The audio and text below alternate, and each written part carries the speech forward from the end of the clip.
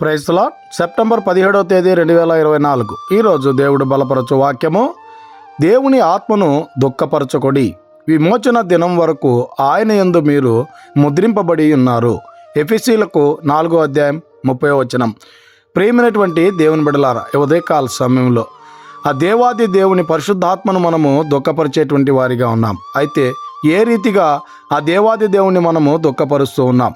మన చూపులో, మన ప్రవర్తనలో, మన మాటలో, మన యొక్క నడకలో, మన పడకలో, ప్రతి ఒక్క దానిలో ఆ దేవాది దేవుడు మనం చేసేటువంటి ప్రతి పాపమును బట్టి ఆ దేవాది దేవుడు మనల్ని బట్టి దుఃఖించేటువంటి వాడిగా ఉన్నాడు.